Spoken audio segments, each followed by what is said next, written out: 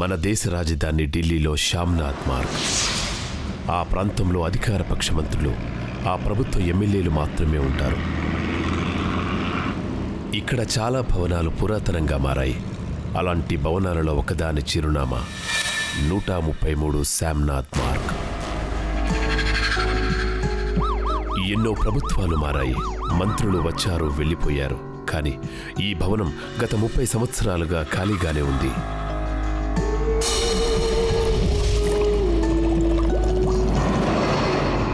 భవనానికి శాపం ఉందని అందరూ అంటూ ఉంటారు.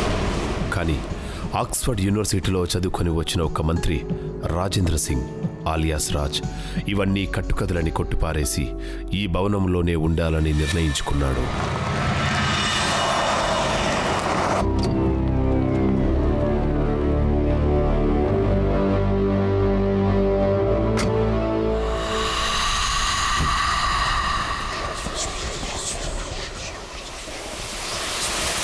రాజేంద్ర సింగ్ కుటుంబ సభ్యులు ఏ రోజైతే ఆ బిల్డింగ్లోకి షిఫ్ట్ అయ్యారో ఆ రోజు నుంచే అతని కూతురు అలీనాకి అక్కడంతా వింతగా అనిపించింది. తనకలా ఎందుకు అనిపిస్తుందో ఆమెకి ఏమాత్రం కూడా అర్థం కాలేదు. ఆ టైంలో నేనేం ఫీల్ అయ్యానో నాకు ఇప్పటికీ క్లియర్గా తెలీదు. అలీనా, అమ్మని లోపల తీసుకురా.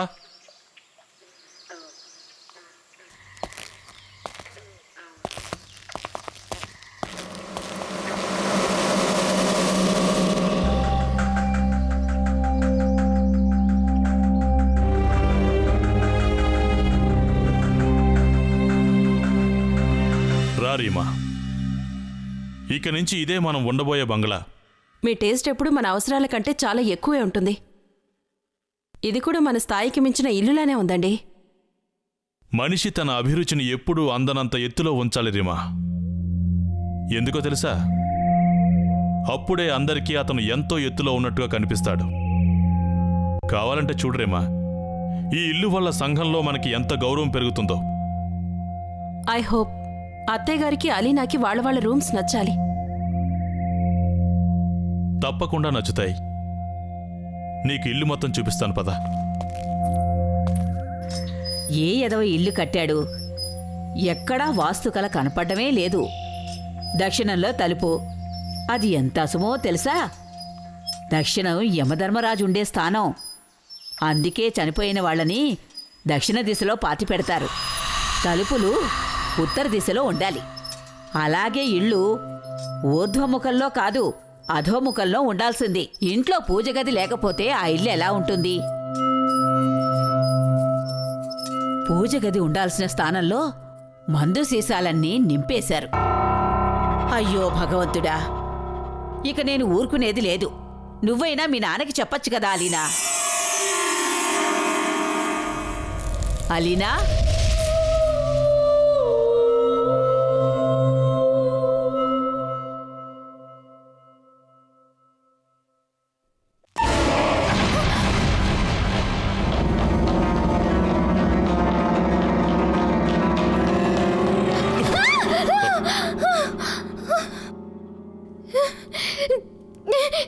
ఏమైందమ్మా? Alina, what happened? ఈ ఇంట్లో వాస్తు మొత్తం తారుమారుగా ఉంది. ఈ ఇంటిని నిర్మించడంలో మొత్తం దోషం ఉంది. నాకెందుకో ఎవరో కావాలనే ఇలా చేశారని అనిపిస్తోంది. ఈ ఇంట్లో ఉన్నవాళ్లు ఎప్పటికీ బాగుపడటం జరగదు. వాస్తు నువ్వే సరిచేయాలి బాబూ. చూడమ్మా, ఒకవేళ నేను వాస్తు మార్చాలని డిసైడ్ అయితే ఈ ఇంటి స్ట్రక్చర్లోని ఎక్కడ చూసినా ప్రతి చోట మార్పు చేయాల్సి వస్తుంది. అయినా ఇల్లు ఎందుకు కట్టుకుంటారమ్మా? మనకి సౌకర్యంగా ఉండేలా చూసుకోవాలి. కానీ వాస్తు ఉందో లేదో పట్టించుకోవడం అనవసరం. నాకైతే ఏ ప్రాబ్లం లేదు. కావాలంటే ఇంట్లో పూజ చేయిద్దాం, అప్పుడు అన్నీ సర్దుకుంటాయి. పూజ చేయిద్దాం, అది కూడా ఇప్పుడే. అయ్యో అమ్మా, ముందు సెటిల్ అవ్వని, తర్వాత అందరం కలిసి ఒక పెద్ద పూజ తప్పకుండా చేయిద్దాం. ఇప్పుడు లోపల పూజ జరిగే వరకు మనందరం బయట నిలబడాలా? అత్తయ్య చెప్పింది నిజమేనండి. పూజ చేయకుండా గృహప్రవేశం చేయకూడదు. పెద్దగా టైం పట్టదు. నేనిప్పుడే పంతులు గారికి ఫోన్ చేస్తాను. ఆయన వచ్చి గంటలోగా పూజ మొత్తం పూర్తి చేస్తారు.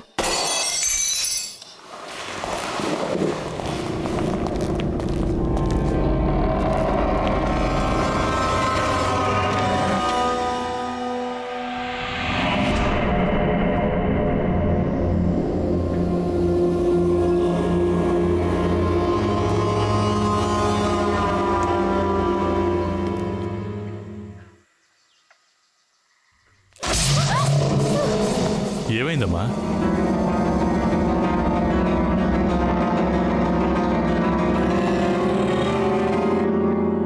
ఎవరు నువ్వు?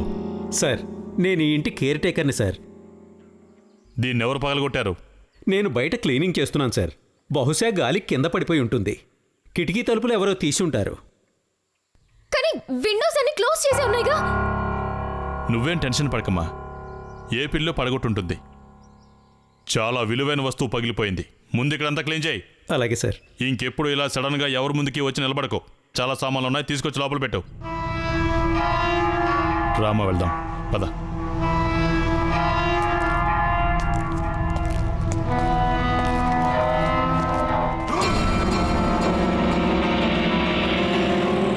ఎందుకో తెలియదు కానీ అప్పటికి నా మనసు కంగారు పడుతూనే ఉంది.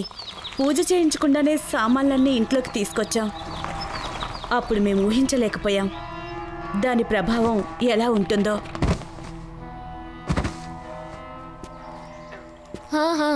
మేము ఇందాకే వచ్చేసాం. కానీ నాకెందుకో ఈ ప్లేస్ నచ్చడం లేదు. There is something really strange about this place. It's like when I get a feeling of no యార్, not that feeling.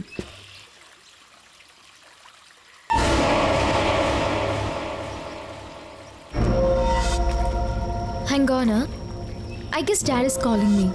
Wait, I'll just call you in some time, okay? Bye.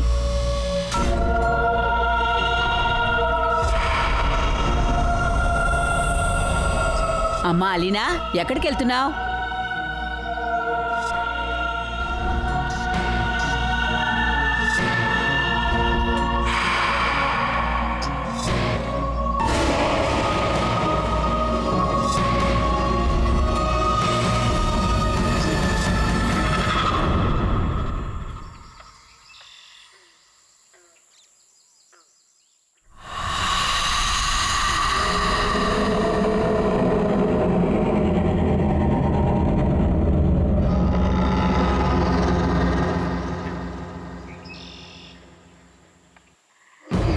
Alina, ఏం జరిగిందమ్మా? ఎందుకలా భయపడుతున్నావు? నువ్వు అంత ఫాస్ట్గా ఎక్కడికి వెళ్తున్నావు? డాడీ, మీరు ఇప్పుడు ఇక్కడి నుంచి నన్ను పిలిచారు కదా, నేను చూశాను. ఏంటమ్మా నువ్వు చెప్పేది? పైన డోర్ లాక్ చేస్తుంది కదా. నువ్వు పని చేయి, మీ నాన్నమ్మని తీసుకుని త్వరగా వచ్చాయి. తను బయటే ఉంటుంది. తొందరగా వెళ్ళమ్మా.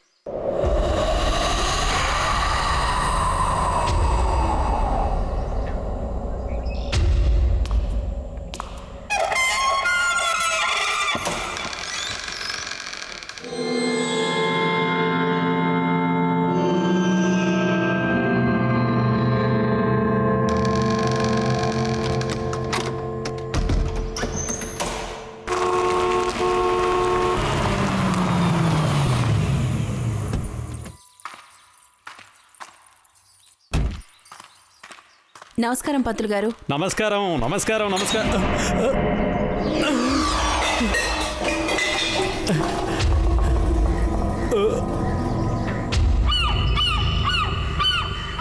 ఇది చాలా అశుభం, ఘోర అపశకునం.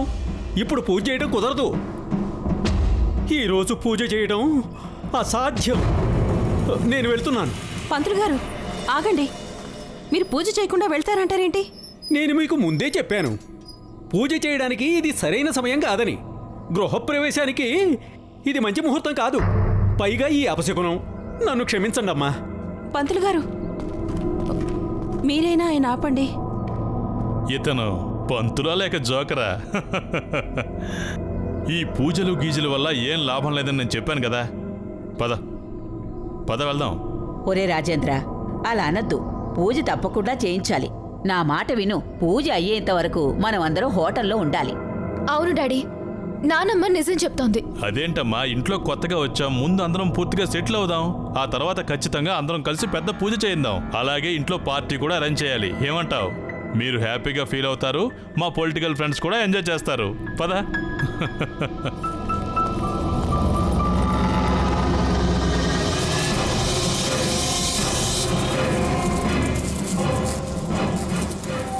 మేం చేసిన పెద్ద పొరపాటు అదే.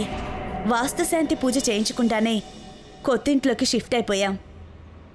ఏదో అశుభం జరుగుతుందనుకున్నాం, అలాగే జరిగింది. నేనెప్పుడూ ఊహించనిది, కనీసం కల్లో కూడా అనుకోలేదు అలా జరుగుతుందని. నేను ఆ సమయంలో స్ట్రిక్ట్గా చెప్పుండాల్సింది, మనం వాస్తుశాంతి పూజ చేయించకుండా షిఫ్ట్ అవ్వకూడదు అని. బట్ సమ్హౌ ఎవరని చెప్పలేదు. ఇంట్లోకి షిఫ్ట్ అయిపోయాం. తర్వాత ఆ ప్రమాదం జరగకుండా ఉంటే బాగుండేది.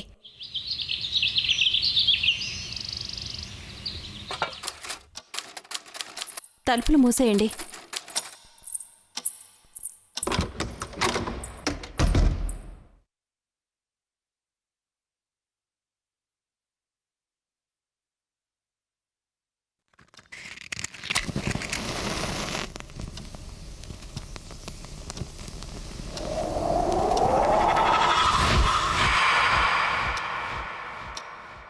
నేను తలుపులు సరిగ్గానే వేశానే. మళ్ళీ వెలిగించు.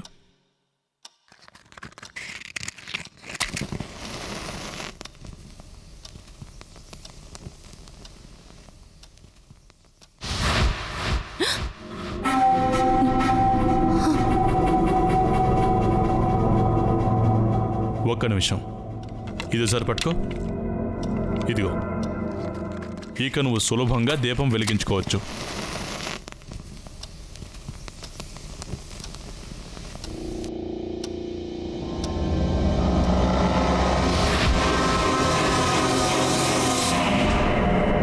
పూజ గదిలో దీపం వెలగడం లేదంటే ఖచ్చితంగా అపశకునం. చూడు, నువ్వు కూడా అమ్మలాగా మాట్లాడొద్దు. రీమా గారు తమరు ఎంఎస్సి కెమిస్ట్రీలో గోల్డ్ మెడలిస్ట్ కదా. What's wrong with you? ఒక్క నిమిషం. హలో, తివారీ గారు చెప్పండి. నేను ఆయన ఫోన్ గురించే వెయిట్ చేస్తున్నాను. తనతో మాట్లాడాలి. ఓసారి కాల్ చేయండి. ఆ పని మీతో కాకపోతే చెప్పండి, డైరెక్ట్గా నేనే ఆయనతో మాట్లాడతాను.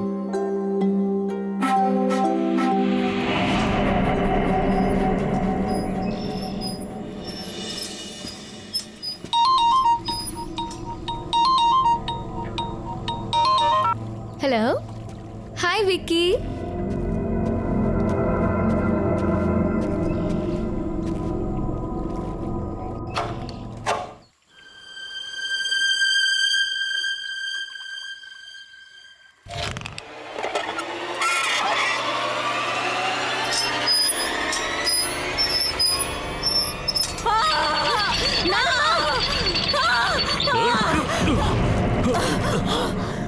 Oh God.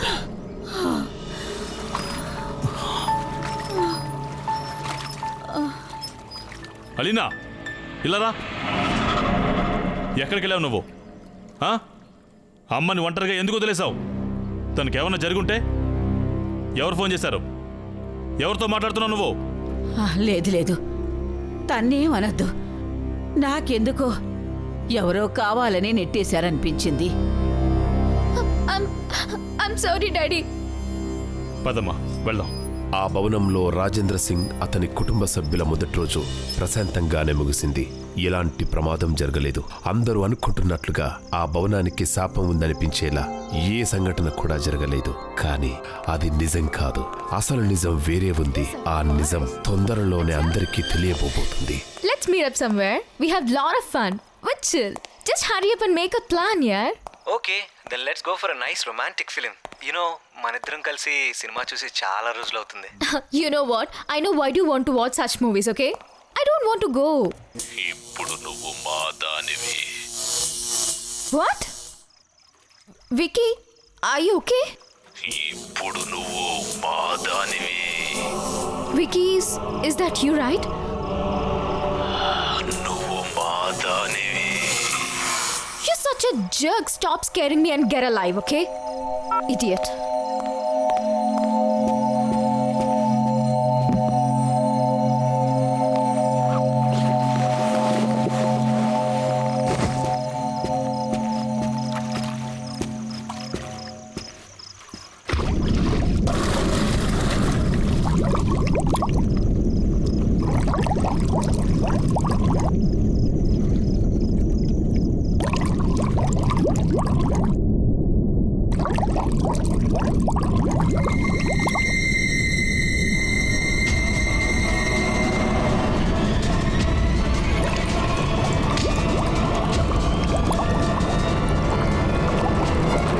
అయ్యో గుప్తా గారు, నేను చెప్పానుగా ఖచ్చితంగా మీ దగ్గరికి వస్తానని. ఓ పని చేయండి, ముందు మీరు ముఖ్యమంత్రి గారితో ఓ మీటింగ్ అరేంజ్ చేయండి. ఎప్పుడు అరేంజ్ చేస్తారు? Hello hello hello hello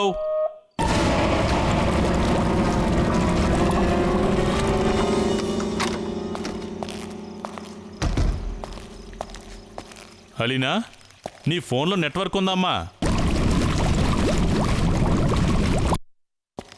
Alina, ఎక్కడికి వెళ్ళి ఉంటుంది?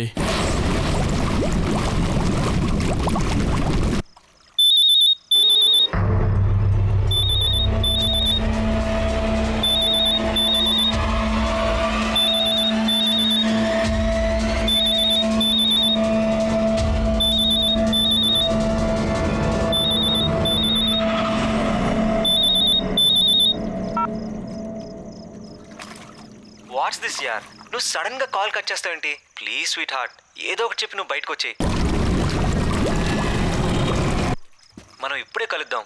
Will have a great time.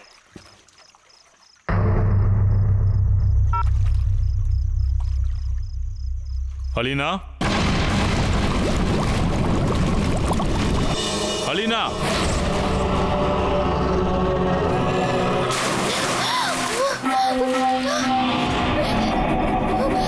Daddy, daddy పూల్లో ఎవరో ఉన్నారు.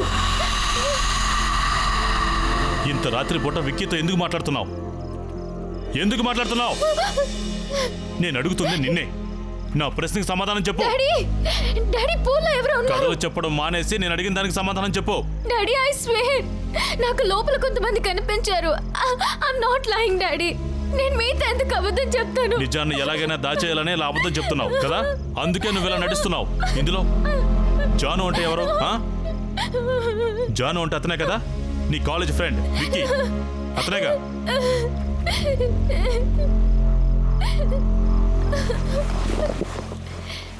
ఎందుకమ్మా నువ్వు ఇలా చేస్తున్నావు? ఇప్పటికే నేను నీకు చాలాసార్లు చెప్పాను, ముందు చదువు మీద శ్రద్ధ పెట్టి డిగ్రీ పూర్తి చేయమని. ఆ తర్వాత నీ ఇష్టం, నువ్వు ఏం చేయాలనుకున్నా సరే చెయ్యి. నేను కాదన్నా, ఐ వోంట్ స్టాప్ యూ. నేను చెప్పేది నీకు అర్థమవుతుందా? డాడీ, నా మాట నమ్మండి ప్లీజ్. నేను అలీనాతో మాట్లాడతాను. నువ్వు తనతో మాట్లాడడం కాదు, గట్టిగా వార్నింగ్ ఇవ్వు. ఇదే నీకు లాస్ట్ వార్నింగ్. ఆ రోజు ఏం జరిగిందో నేను మీకు పర్ఫెక్ట్గా చెప్పలేను. నేను స్విమ్ చేయడానికి స్విమ్మింగ్ పూల్లోకి వెళ్ళగానే then I saw 3 figures in front of me. నేను స్విమ్మింగ్ పూల్లోంచి బయటికి రావాలని చాలా ట్రై చేశాను. But I couldn't. ఎవరో నా కాళ్ళు, చేతులు, హెయిర్స్ లాగుతున్నట్లు అనిపించింది. అప్పుడు లిటరల్లీ నీళ్ళలో మునిగిపోయాను. I was trying to come out. I tried to explain every detail of this to my parents. But no one understood about it. కానీ కేవలం నానమ్మ మాత్రమే నా మాటలు నమ్మింది.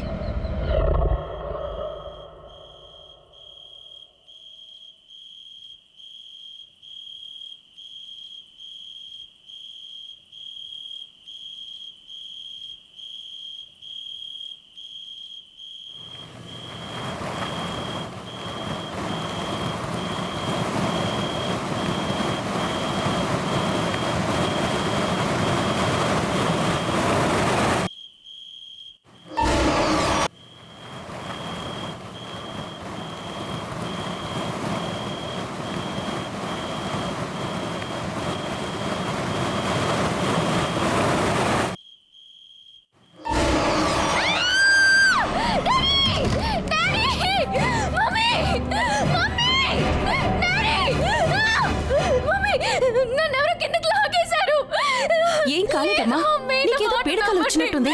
ఎవరో ఇక్కడికి వచ్చారు. నేను ఫస్ట్ డే నుంచి చెప్తున్నాను, something wrong with this place. నా మాట వినమ్మా, నా మాట విను. నీకేదో పీడకలు వచ్చిందంతే.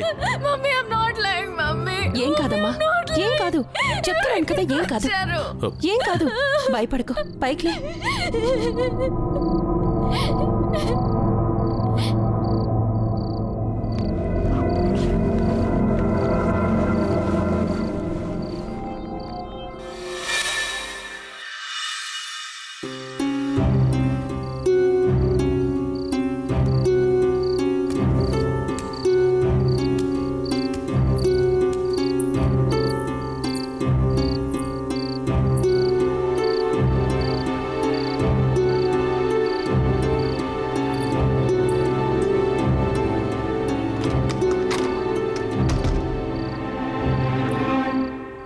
ఏమండి, ఏదో పొరపాటు జరుగుతుంది.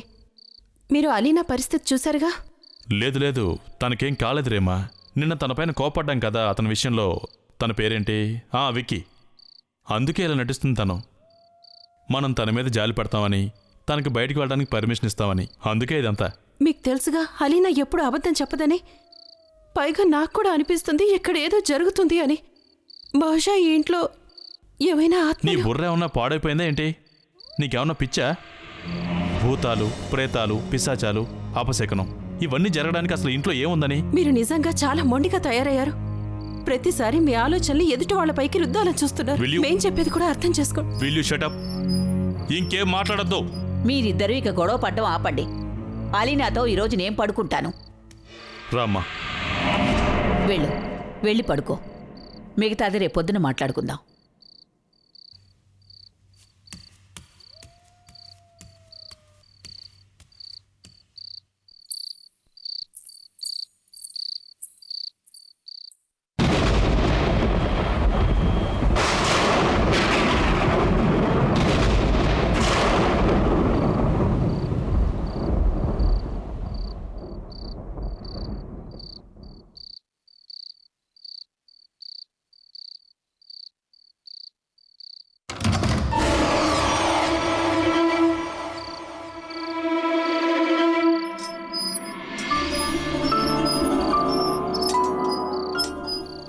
అలీనా, నాకు నీ మాటలపై పూర్తి నమ్మకం ఉందమ్మా.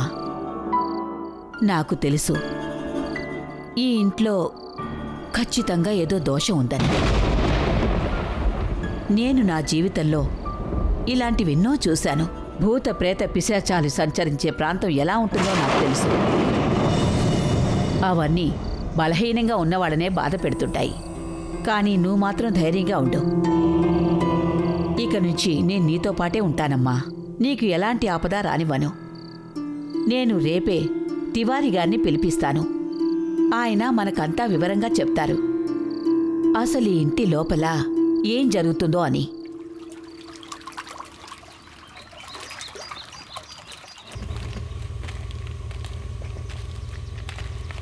చూడు వికాస్, నేను పొలిటికల్ ర్యాలీకి వెళ్తున్నాను. మళ్ళీ రాత్రి 10ంటికి వస్తాను. Okay sir. బేబీ ఇంట్లో ఒంటరిగా ఉంది. నువ్వెక్కడికి వెళ్ళొద్దు. మీరేం కంగారు పడకండి సార్, నేను చూసుకుంటాను. ఓకే.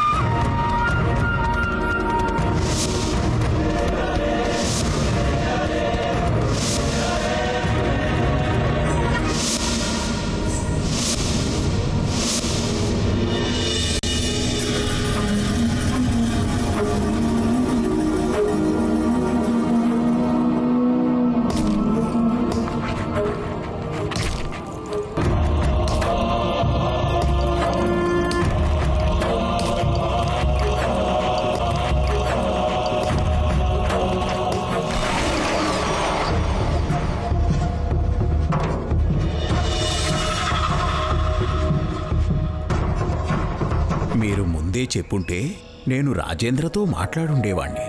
ఈ ఇల్లు నిర్మించిందే ఇలాంటి దుస్సంఘటనలు జరగాలని. ఈ ఇల్లు ఆత్మలని పట్టి ఉంచే ఒక మాదిరి యంత్రం లాంటిది. ఈ ఇల్లు ప్రేతాత్మలకి ఒక బందీఖానా లాంటిది. ఎలాగైతే ఖైదీ జైలు నుంచి పారిపోలేడు, అలాగే ఈ ఇంట్లో ఆత్మలు మనిషిని పారిపోనివ్వవు. ఎవరైనా సరే అలా ఎందుకు చేస్తారు? అధికారం కోసం, డబ్బు కోసం, బలం కోసం. ఈ ఆత్మలతో మనం ఏం కావాలన్నా చేయించొచ్చు, చివరికి మనిషిని హతమార్చొచ్చు కూడా. నేను వెంటనే అలీనాని తీసుకుని ఎక్కడికైనా దూరంగా వెళ్ళిపోతాను. ఈ ఆత్మలు అలీనాని వదిలిపెట్టావు. ఈ ఇంట్లోకి ఎవరొచ్చినా సరే వాళ్లలో ఎవరో ఒకరి ప్రాణం పోవాల్సిందే. అలా అనకండి తివారీ గారు, ఏదో ఒక మార్గం ఉంటుంది కదా.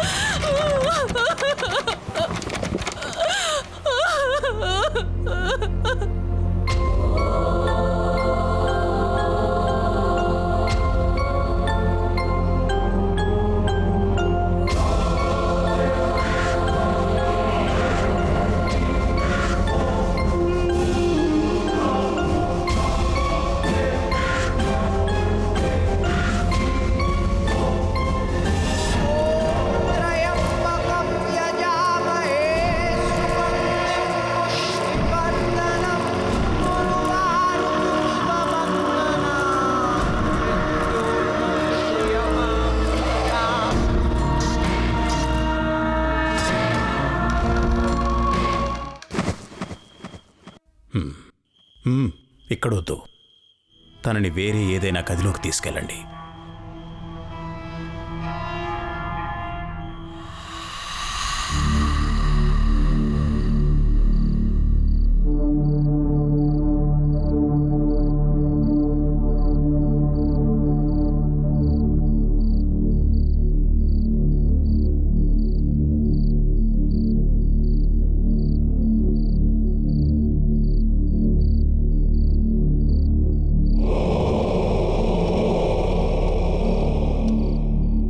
దీనికి పరిష్కారం నేను ఈ ఇంట్లోనే ఉండి చెయ్యాలి. అయితే నేను చెప్పేది జాగ్రత్తగా వినండి. అప్పుడు తివారు గారు ఆవిడతో అలీనాను కాపాడడానికి ఒకే ఒక్క మార్గం ఉందని చెప్పారు.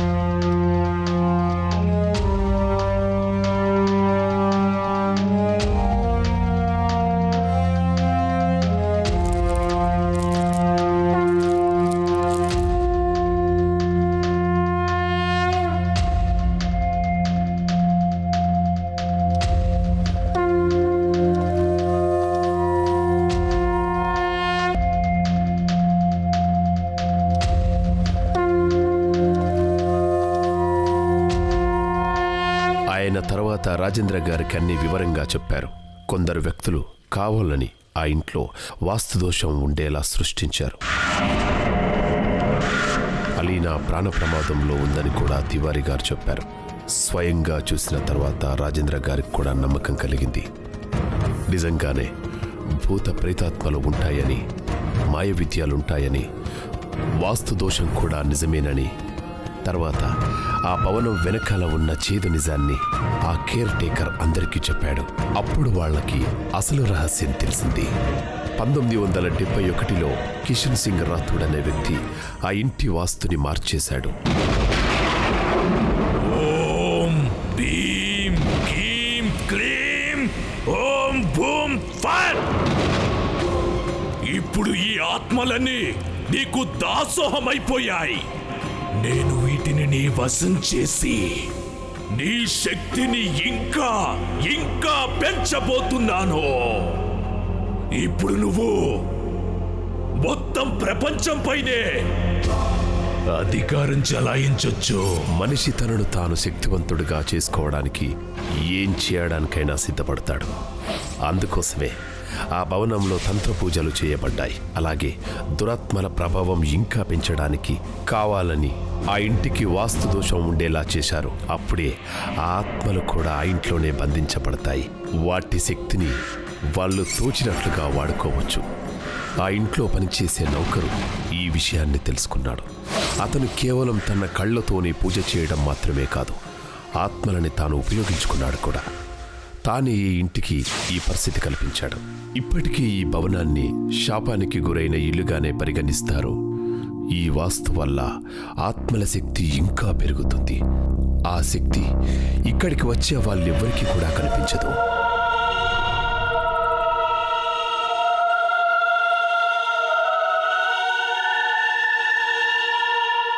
తివారీ గారు, మేము ఇక్కడి నుంచి వెళ్ళిపోవాలి, వీలైనంత త్వరగా. ఇక్కడున్న ప్రేతాత్మలు ఎట్టి పరిస్థితుల్లోనూ అలీనాని వదిలిపెట్టావు. మీకు చేతులు జోడించి అడుగుతున్నాను తివారీ గారు, ఎలాగైనా ఈ ప్రమాదం నుంచి రక్షించండి. దయచేసి నా కూతుర్ని కాపాడండి. నేను సాధ్యమైనంత వరకు ప్రయత్నించి చూశాను. ఇక్కడ ఆత్మలు చాలా శక్తివంతమైనవి. వాటిని లొంగ తీసుకోవడం అసాధ్యం. ఈ ఇంట్లో ఉండడంతో వాటి శక్తి ఇంకా పెరిగింది. అసలు వాటి శక్తిని పెంచడం కోసమే ఈ ఇంటిని ఇలా నిర్మించారు. నేనేం చెప్పానో అదే జరుగుతుంది. మమ్మల్ని ఇప్పుడు ఏం చేయమంటారు? మీరేమీ చేయలేరు. మీ అమ్మగారు మాత్రమే చేయగలరు. మా అమ్మగారా? నాకు అర్థం కాలేదు. మీ అమ్మగారికి అంతా తెలుసు. ఇప్పుడంతా తన చేతుల్లోనే ఉంది. సరే, ఇక నేను వెళ్తాను. నేను గుడికి వెళ్ళాలి, పూజ చేయాలి. దాంతో మీ అందరికీ కూడా శక్తి లభిస్తుంది. నమస్కారం. ఆ భగవంతుడు మీకు సుఖ సంతోషాలు ఇవ్వాలి.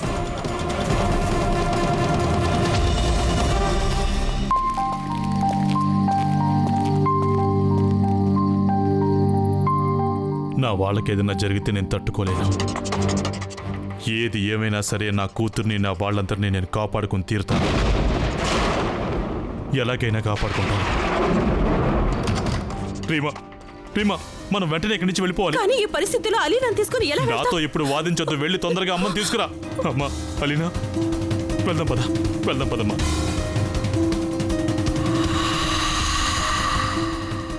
అవునమ్మా, త్వరగా వెళ్ళిపోవాలి.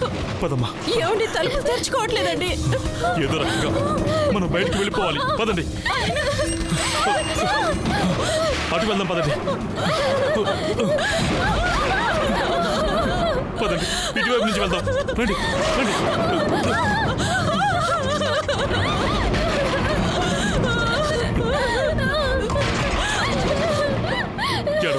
ఏడవద్దు, నాతో రండి.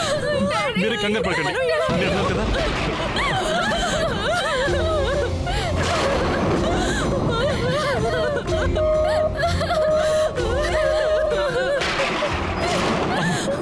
అమ్మ వస్తుంది. అమ్మ మనం ఇరిగిపోయాం.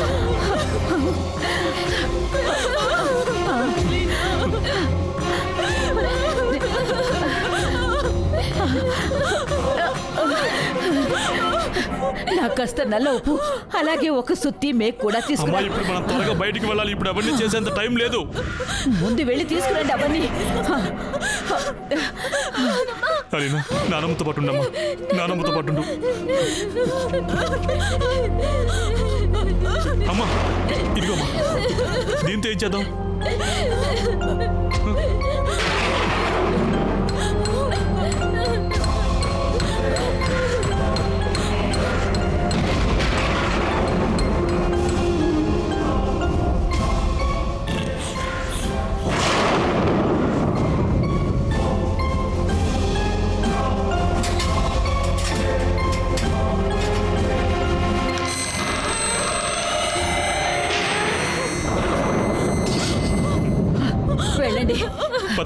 మీరు వెళ్ళండి. వెళ్ళండి. లేదమ్మా, నేను వదిలి మేము వెళ్ళాం. వెళ్ళిపోండి, నేను రాను.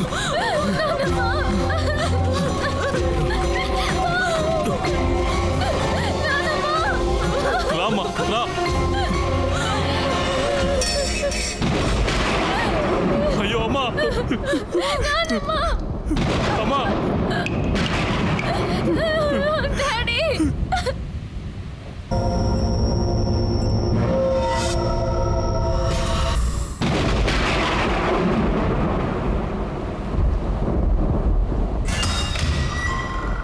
ఈ సంఘటన జరిగి 4 సంవత్సరాలు అవుతుంది. బట్ ఇప్పటికీ నాకు మాత్రం నిన్నే జరిగిందేమో అన్నట్లు అనిపిస్తుంది. నేనిప్పుడు మీ ముందున్నానంటే దానికి కారణం మా నాన్నమ్మే. ఇది నిజం. డాక్టర్ మెహ్రా గారి అభిప్రాయం ప్రకారం వాస్తు ప్రకారంగా నిర్మించబడిన ఇంట్లో మంచి గ్రహాల సంచారం అధికంగా ఉంటుంది. ఆ ఇంట్లో ఉండే వాళ్ళ మానసిక వ్యక్తిగత స్థితులపై మంచి ప్రభావం చూపిస్తుంది. ఇది అందరికీ తెలిసిన నిజం. వాస్తు దోషం ఉన్న ఇంట్లో అంతా దీనికి వ్యతిరేకంగా జరుగుతుంది. అక్కడ గ్రహాల సంచారం ఒక పద్ధతి ప్రకారంగా జరగదు. వీటి కారణంగానే ఇంట్లో అశాంతి, ఆపదలు, ఆర్థిక నష్టం సంభవించే అవకాశాలు ఎక్కువగా ఉంటాయి. డాక్టర్ మెహ్రా శ్రీఖండే గారు చెప్పేది ఏంటంటే, ఏ ఇంటి గ్రహాల శక్తి బలహీనమవుతుందో అప్పుడు ఆ ఇంటిపై చెడు దృష్టి, మాయ విద్యలు, ప్రేతాత్మల ప్రభావం చాలా సులభంగా పడగలుగుతాయి. సరిగ్గా ఇలాంటి సంఘటనే శామ్నాథ్ మార్గ్ ఇంట్లో సంభవించింది. ఇంట్లో ఉన్న వాస్తు దోషాన్ని అనుకూలంగా మార్చుకుని కొందరు దుర్మార్గులు ఆ ఇంటిని స్వార్థానికి వాడుకున్నారు. అక్కడ ప్రేతాత్మల్ని ఆవాహనం చేశారు. ఈ కారణం వల్లే ఆ ఇంట్లో ఉండేవాళ్లు భారీ మూల్యం చెల్లించాల్సి వచ్చింది.